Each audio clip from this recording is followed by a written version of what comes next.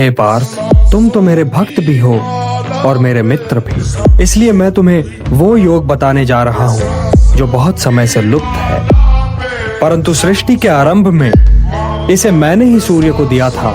सूर्य को दिया था? आपने ये योग सूर्य को दिया था? परंतु हे केशव, आपने आधुनिक काल में जन्म लिया है और सूर्य देव प्राचीन है, तो मैं ये कैसे मान लूं? हे परंतप, वैसे तो मैं अजन्मा हूँ, अविनाशी हूँ और समस्त प्राणियों का स्वामी हूँ, परंतु मैं अपनी प्रकृति को अधीन करके अपनी ही योग माया से प्रकट होता रहता हूँ। जब जब धर्म की हानि होती है तब तब मैं आता हूँ, जब जब अधर्म बढ़ता है तब तब मैं आता हूँ, धर्म की स्थापना के लिए मैं आता हूँ और युग युग में जन्म लेता हूँ। तो हे केशव, धर्म की हानि होती ही क्यों है? कि मनुष्य मोह के बंधन को नहीं तोड़ पाता, कि वो अपने स्वयं से नाता तोड़कर समाज से नाता नहीं जोड़ पाता। द्रौपदी वस्त्र हरण न हुआ होता।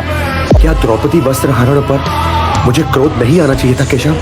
किंतु द्रौपदी वस्त्र हरण केवल तुम्हारी व्यक्तिगत समस्या नहीं है पार्थ। जो समाज इंद्रप्रस्थ की पटरानी महाराज द्रुपद की पुत्री और पांडवों की पत्नी द्रौपदी के वस्त्र हरण पर चुप रह गया, वो समाज भला किसी साधारण नारी के मान सम्मान की क्या रक्षा करे? द्रौपदी वस्त्र हरण एक सामाजिक समस्या है पार्थ। एक ये तुम्हारा कर्तव्य है कि तुम उन शक्तियों को नष्ट करने के लिए युद्ध करो जो किसी द्रौपदी का वस्त्र हरण कर सकती है। हे कुंती पुत्र, मुझ में मन लगाओ, सबसे बड़ा सत्य तो मैं ही हूँ। मैं सब में हूँ पार्थ। मैं ही जगत का पिता भी हूँ, माता भी और पोषक भी। मैं ही सब का आधार हूँ पार्थ। मैं ही सब कुछ हूँ।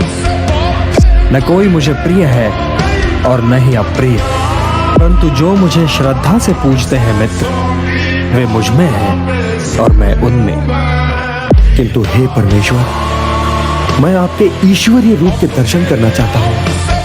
हे निष्पाप अर्जुन, अपनी इन आंखों से तुम मेरा वो स्वरूप नहीं देख सकते। इसके लिए तुम्हें दिव्य दृष्टि की आवश्यकता होगी।